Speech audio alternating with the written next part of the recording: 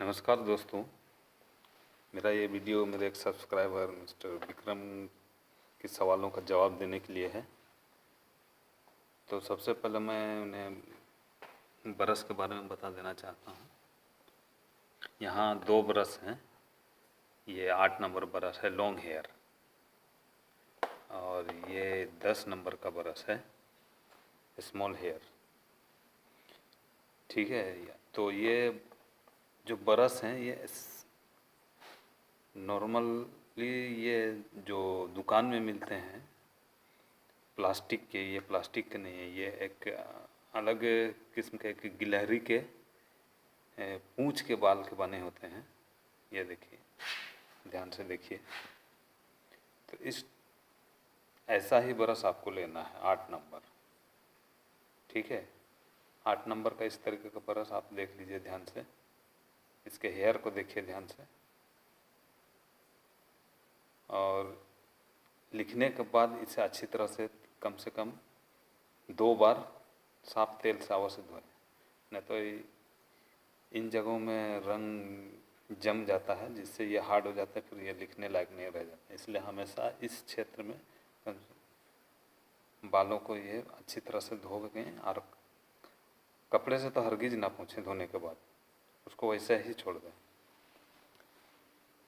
रही बात दूसरा आपका जो सवाल था कि अक्षरों के बीच कितना गैप होना चाहिए, तो देखिए ये यहाँ मैंने जो इससे पहले ट्यूटोरियल बनाया था उसमें मैंने लिखा है राम जंगल। तो 2 अक्षरों के बीच ये जो गैप है ज़्यादा नहीं, जितना कम से कम रखे उतना ही अच्छा है।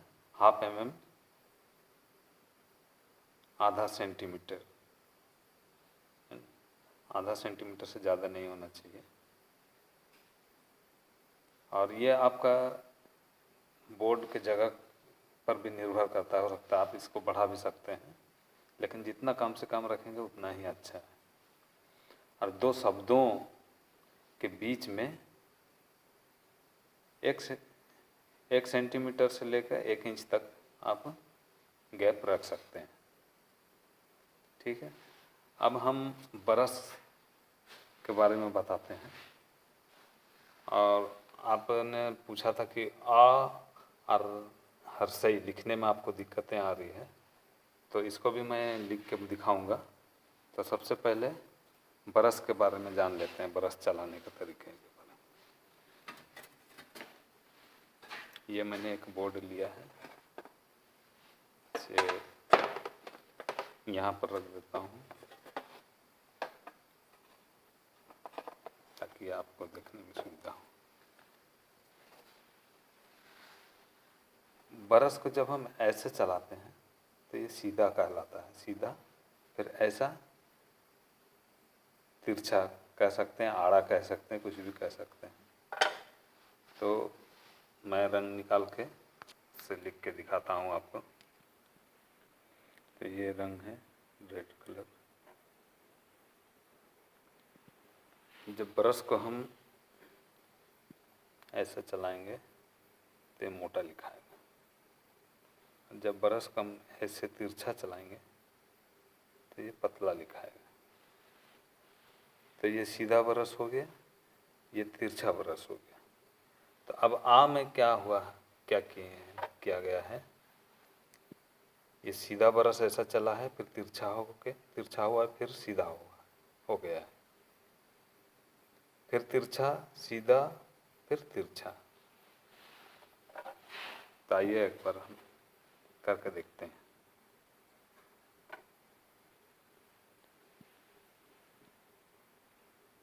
देखिए, आप इसको ऐसे इस तरीके से कर सकते हैं। ये सीधा हुआ, फिर ये तिरछा।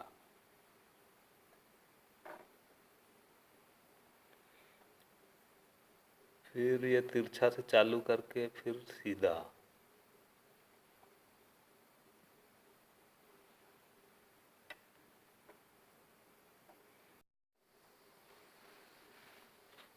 फिर तिरछा से शुरू करते हैं, तिरछा ब्रश, फिर उसको सीधा करते हैं। यहाँ रुक जाइए।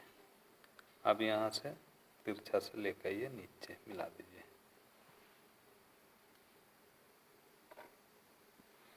अब ये यहाँ में ऊपर का लकीर तिरछा से शुरू करके धीरे से सीधा ले जाइए, हल्का सा तिरछा कर दीजिए।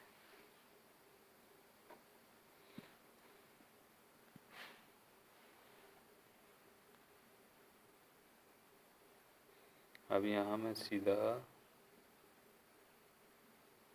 फिर धीरे से ये नोक निकालना जरूरी है, इसमें सुंदरता आता है।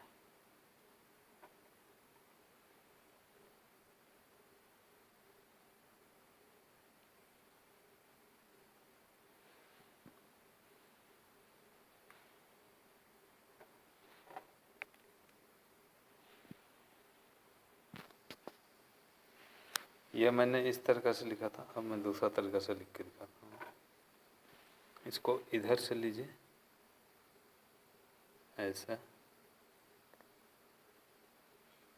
ठीक है। तिरछा से शुरू किए, सीधा किए, फिर तिरछा से शुरू करेंगे और सीधा करेंगे,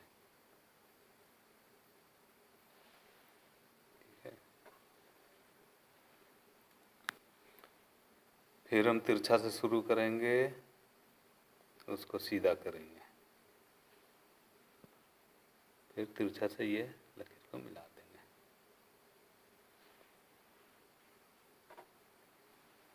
अब ये सीधा वाली लकीर ऊपर वाली खींच देंगे, इसको इस तरीके से इसको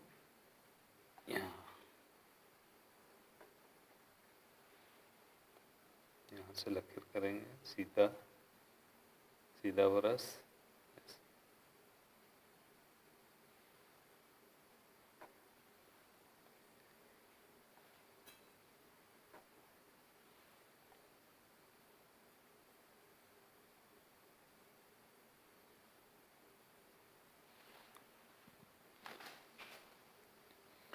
अब हर्षई को देखिए, हर्षई कहिए, दीर्घई कहिए, जो भी, यहाँ सीधा ब्रश, फिर सीधा ब्रश, फिर सीधा ब्रश से लेके तिरछा ब्रश, फिर तिरछा ब्रश से शुरू करके तिरछा सीधा तिरछा, फिर तिरछा से शुरू करके सीधा, फिर तिरछा। हर्षई में 3 तरह से ब्रश चला है। एक ऐसा है, दूसरा मोड़ में हमने ऐसा चलाया,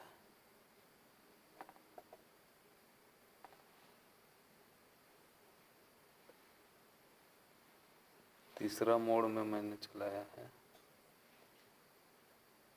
पतला से लेकर, ये हर्षई के बारे में बता रहा हूँ। ये सबसे पहले देखिए मैं क्या करता हूँ, पहले ऊपर वाले लकीर को खींच लेते हैं,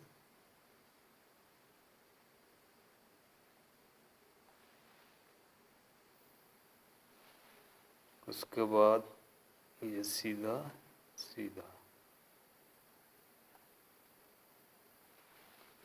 अब हम इस चीज को करेंगे, सीधा से तिरछा, सीधा से तिरछा। अब इसको करेंगे, ये वाला,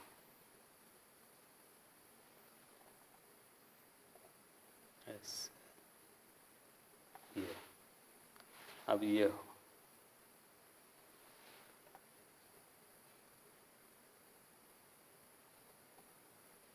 हो गया, लास्ट में ये।